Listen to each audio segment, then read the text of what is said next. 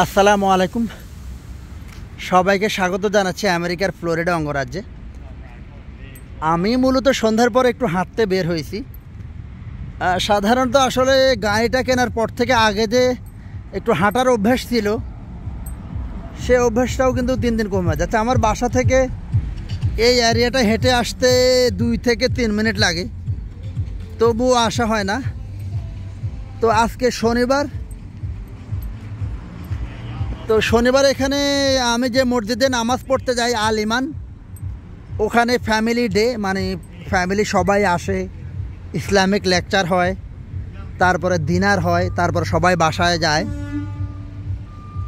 আচ্ছা, এটা হলো বাংলাদেশি একজনের গ্যাস স্টেশন, এবং দুর্ভাগ্যজনকভাবে ওই ভদ্রলোককে এখানে মানে গুলি করা হয়েছে, ওনাকে এখানেই খুন করা হয়েছে, মানে কোনো এক ইয়ে। তো এখন ওনার ওয়াইফ এবং ওনার ছেলে এই স্টেশনটা, মানে গ্যাস স্টেশনটা চালায়। আর এটাও এক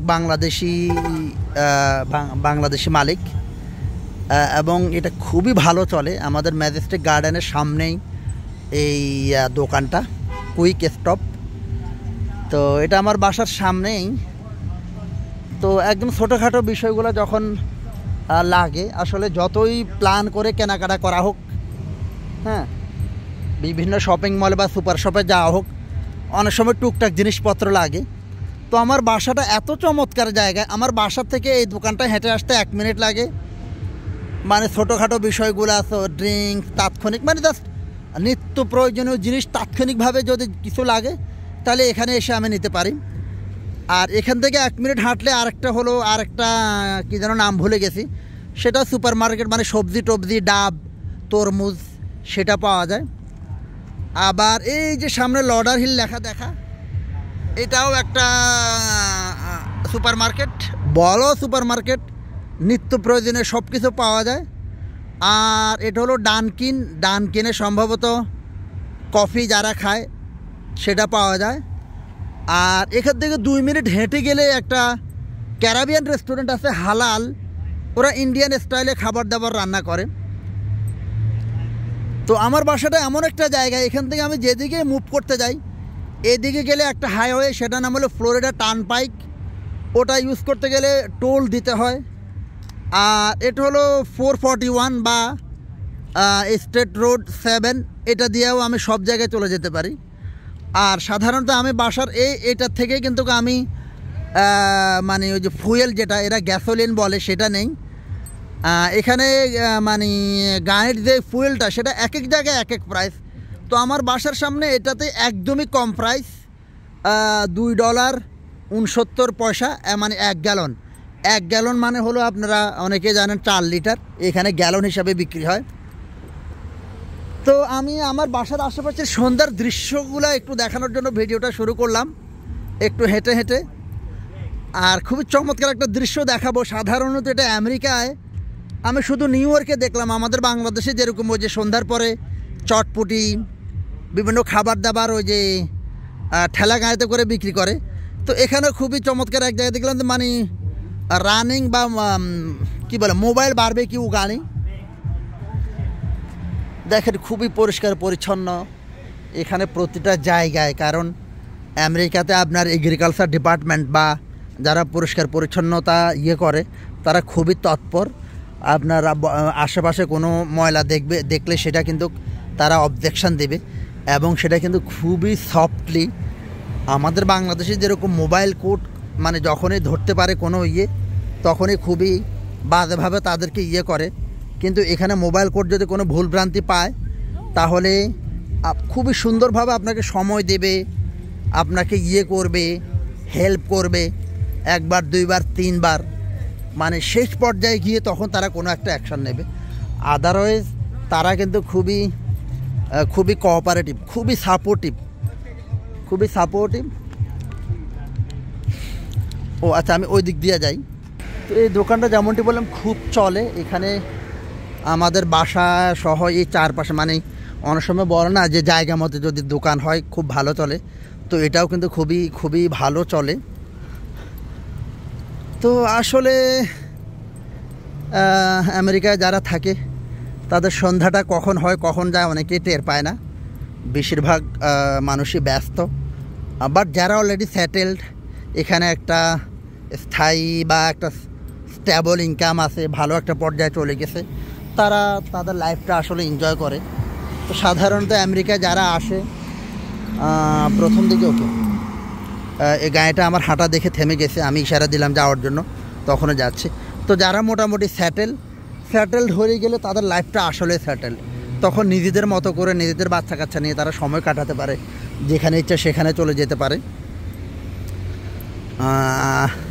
তো এখন সময় প্রায় আপনার 10টা।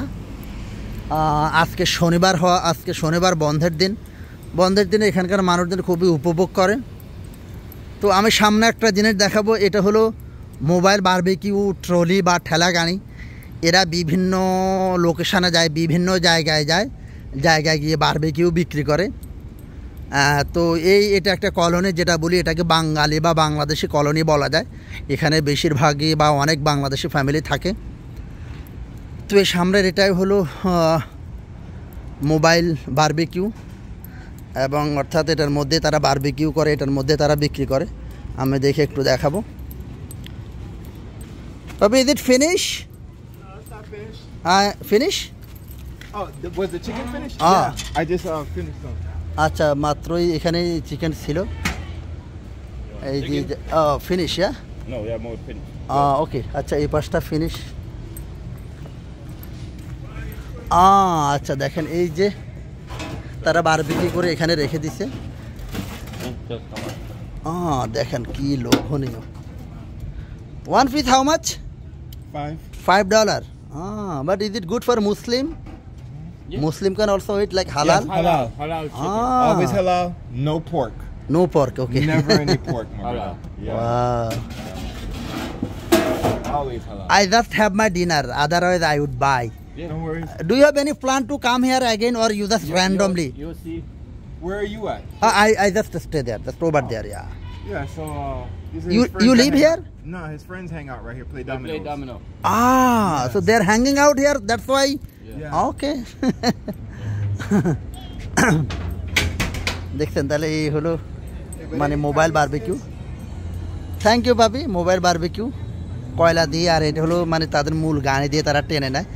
আর আমাদের ইয়েতে ঢুকলেই এই বাসাতে সবাই হলো অসাদা মানুষ থাকে, এবং এরা সব সময় কিন্তু পার্টির মধ্যে থাকে। ওই যে অলরেডি ওখানে পার্টি হচ্ছে, এবং তাদের কি একটা হ্যাং আউট আছে, তার জন্যই মূলত এই বারবিকিউটা এখানে আসছে। তো এরা সব সময় তারা বিভিন্ন মানে মজ মাস্তি বা লাইফটা উপভোগ করে মানে। এবং এটার সামনে, এই বিল্ডিংটার সামনে সারাক্ষণই কিন্তু আপনার আড্ডা চলে। তো এই ঢুকলেই দ্বিতীয়টায় আমার বাসা। আগে আমি এটার একদম শেষ মাথার একটা বাসায় ছিলাম। তো যেটা বলা যায় এটা হলো আফ্রিকান বিল্ডিং। আসলে এই এলাকাটা আগে পুরোটাই অসাদা মানুষদের দখলে ছিল। আস্তে আস্তে বাংলাদেশের আসা শুরু করলো, আরও বিভিন্ন অসাদা মানুষজন আসা শুরু করলো, মানে সাদা বা কি বলি এশিয়ান মানুষজন আসা শুরু করলো। তো বলা যায় এদিক থেকে ওইদিকে মোটামুটি শান্ত। এই বিল্ডিংটাই এখনও পুরোটাই মানে অসাদা যারা তাদের দখলে, এবং তারা অ্যাজ ইউজুয়াল তাদের বাসা মানে লাইফটা খুবই এনজয় করে। সন্ধ্যার পর থেকেই তারা আড্ডা দেয়। দেখেন, এটা একটা আম গাছ, এটা এক বাংলাদেশের বাগান। এটা নিয়ে আমি এর আগে একটা ভিডিও দিয়েছি। তো সন্ধ্যাটা আসলে এখানে মানে কি বলবো, আসলে আমেরিকার লাইফটা এক একজনের কাছে এক এক রকম অভিজ্ঞতা। যেমনটি বললাম, যারা অলরেডি সেটেলড তারা লাইফটা উপভোগ করতেছে, যারা স্ট্রাগলে আছে তারা আসলে স্ট্রাগল করে। আর দেখেন আমাদের এই বিল্ডিংটাতে এই যে সেটার সামনেটা দেখে প্রতিটা পার্কিং লট ফিল আপ, তার মানে সবগুলাতে মানুষজন আছে। এইদিকেও একটু পরে সব খালি হয়ে মানে ভরপুর হয়ে যাবে, মানে একদম মানে যেটাকে বলে হাউসফুল যেটা। আর আমার সেই পঙ্খিরাজ মাশাআল্লাহ আলহামদুলিল্লাহ গাড়িটা খুবই সাপোর্ট দিচ্ছে, যদিও একটু তেল বেশি খাচ্ছে, কিন্তু আলহামদুলিল্লাহ খুব দ্রুত গাড়িটা ওঠে। তো সবাই ভালো থাকেন। বাগান প্রচণ্ড রোদ হওয়াতে গাছগুলো মরে যাচ্ছে, তবু এই মরিচ গাছটা এখনও টিকে আছে। এটা হলো ঘোস্ট পেপার, আর এটা হলো হরিত পেপার। এটা অলরেডি খাইছি, 3টা মরিচ হওয়ার পরে এটা কালেক্ট করে খাইছি। তো সবাই ভালো থাকবেন। সন্ধ্যাটার মুহূর্তটা একটু দেখানোর চেষ্টা করলাম আপনাদেরকে। আসসালামু আলাইকুম রহমতুল্লাহ।